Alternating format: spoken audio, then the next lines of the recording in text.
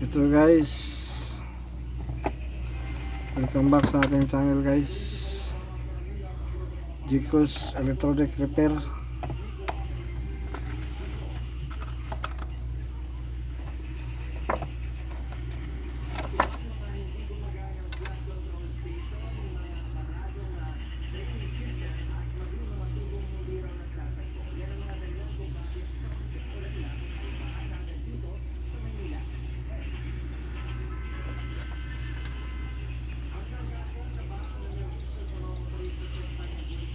Ito guys, meron tayong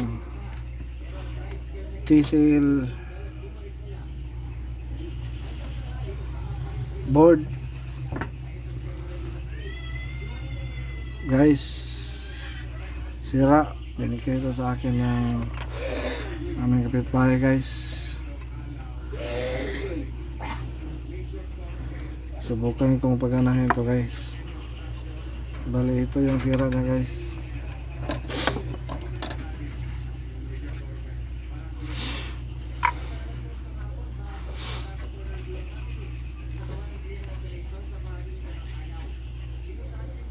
Explain ko sa inyo guys.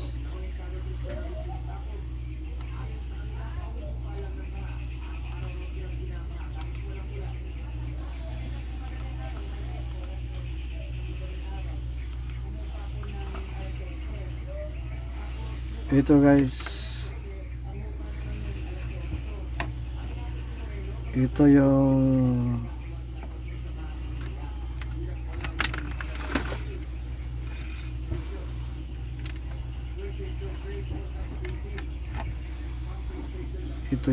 AC in guys,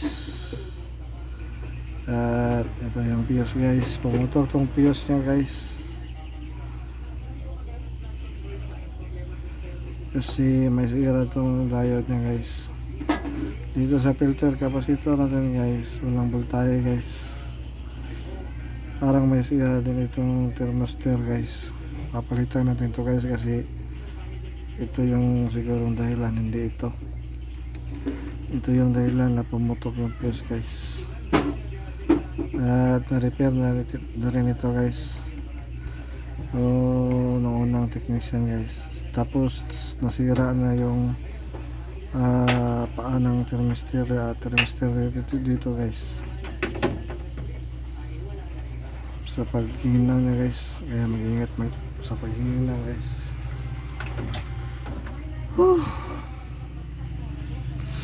So itong kuwit na ito guys, ito yung sa nagdi-divide sa ating hot section at cold section. Dito yung primary section guys. At ito yung mga diode ng lalaki na ito.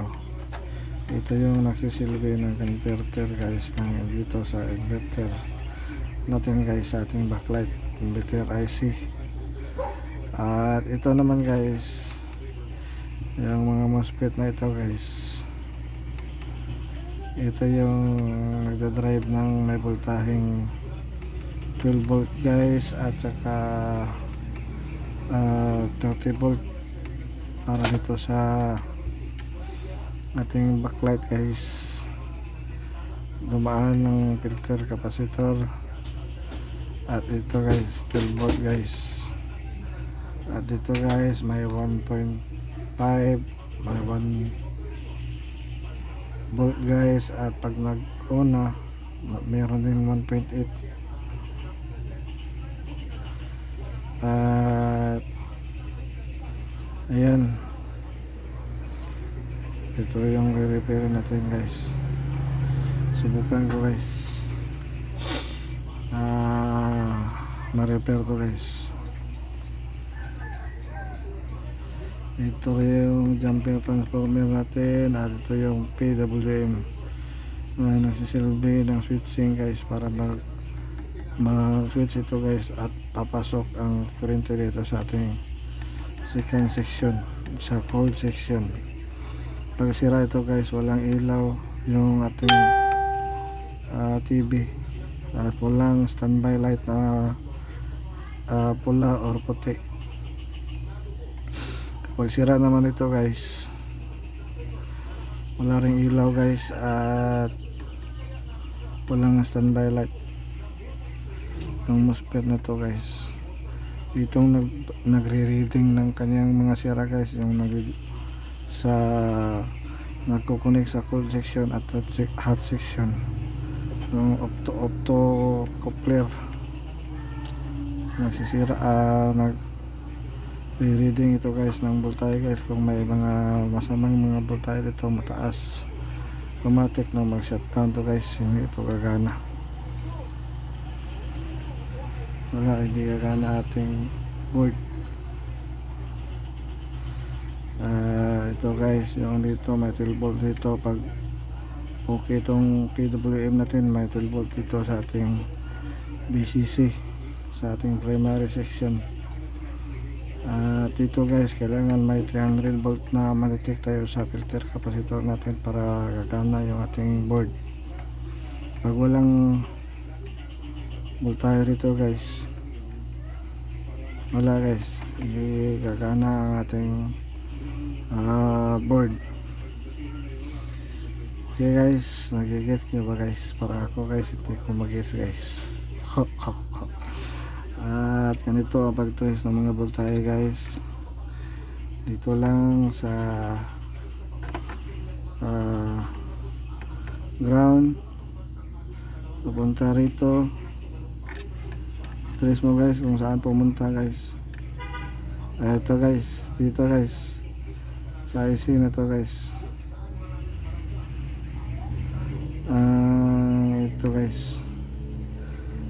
Ito guys, pumunta dyan guys. Ito guys, pakita ko sa inyo yung aking ito guys. Subukan natin guys, hanapin natin kung saan ang mga sinusuportahan itong MOSFET na ito. 12 volt ito guys. Pupunta rito sa mga maglalabas ng 12 volt at mag-out dito sa ating coil guys. Kung gahanap ka ng kung saan yung mga pin guys, ganito lang guys. Dito guys, dito guys. Hindi kasi matulis yung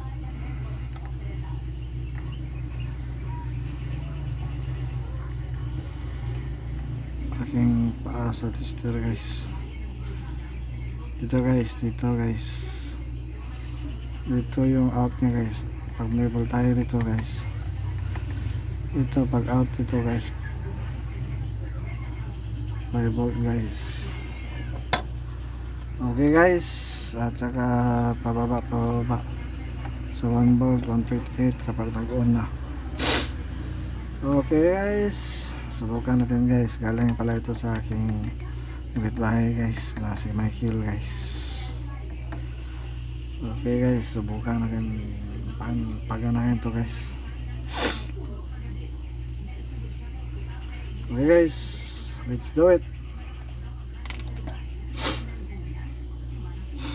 Tanggalin muna natin to, yung bridge diode natin guys. Yung diode natin guys na nagka-convert ng AC to DC from dito guys, pupunta rito sa mga ganito, saka dito, tapos dito, tapos papasok dito sa capacitor. Okay guys, dito guys yung resistor guys. Test natin guys kung may continuity guys, may beep nga ganyan. Kung kapag wala, sira to guys. Meron naman guys.